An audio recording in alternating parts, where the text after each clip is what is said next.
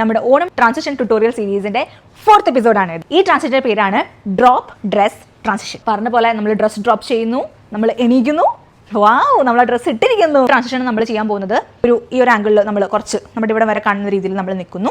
നമ്മുടെ കയ്യിലൊരു സാരി, നിങ്ങൾ സാരിയാണ് കൊടുക്കണമെങ്കിൽ സാരി, അല്ലെങ്കിൽ ഡ്രസ്സ് ആണെങ്കിൽ ഡ്രസ്സ്, ചുരിദാർ എന്താണെങ്കിലും അത് നമ്മുടെ കയ്യിൽ നമ്മൾ പിടിച്ചിട്ടുണ്ടാവണം. നമ്മൾ ബാക്കിലേക്ക് നടന്നു പോകുന്നു. നമ്മൾ ഡ്രസ്സ് താഴെ ഡ്രോപ്പ് ചെയ്യുന്നു. ആ താഴെ എത്തുമ്പോഴേക്കും എണീറ്റ് നമ്മൾ ആ ഡ്രസ്സിലാകുന്നു. അതാണ് നമ്മുടെ ട്രാൻസിഷൻ. നിങ്ങൾ ഈ ട്രാൻസിഷൻ ഓൾറെഡി എവിടെയെങ്കിലുമൊക്കെ കണ്ടിട്ടുണ്ടാവും, ഇല്ലെങ്കിൽ ഇപ്പം കാണിച്ചുതരാം. ട്രാൻസിഷന് നമ്മൾ യൂസ് ചെയ്യുന്ന സോങ് എന്ന് പറയുന്നത് നിൻപദങ്ങളിൽ നൃത്തമാടിടും എൻ്റെ സ്വപ്നജാൽ. നമുക്ക് ഇവിടെ വെക്കാം. അപ്പോൾ കുറച്ച് ബാക്കിലേക്ക് നമ്മൾ എന്തായാലും ഇറങ്ങുമല്ലോ. നിൻപദങ്ങളിൽ നൃത്തമാടിടും ഇവിടെ ഇട്ടില്ലേ. ഇനി നമ്മൾ ഈ ഡ്രസ്സൊക്കെ ഇട്ടിട്ട് വന്നിട്ട് എൻ്റെ സ്വപ്നജാലം.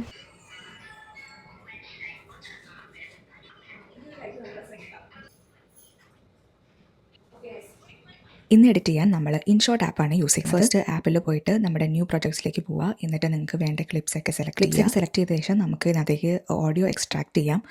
അതാകുമ്പോൾ നമുക്ക് എഡിറ്റ് ചെയ്യാനായിട്ട് എളുപ്പമായിരിക്കും. അപ്പോൾ നിങ്ങൾക്ക് സ്ക്രീൻഷോട്ട് ചെയ്തിട്ടാണ് ഈ ഓഡിയോ ഞാൻ ഫോണിൽ സേവ് ചെയ്തത്. എന്നിട്ട് നമുക്ക് ആ ഓഡിയോ ഇൻഷോട്ട് ആപ്പിലേക്ക് എക്സ്ട്രാക്ട് ചെയ്തിട്ട് എടുക്കാം.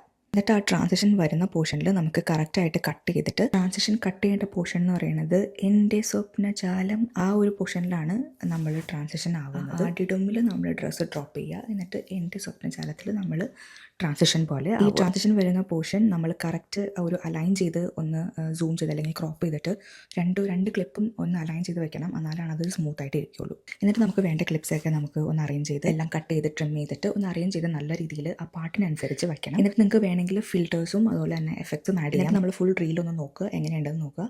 എന്നിട്ട് നമ്മൾ സേവ് ചെയ്യുക. സേവ് ചെയ്യുമ്പോൾ 180p പിന്നെ 60 fps സേവ് ചെയ്യാൻ നോക്കുക.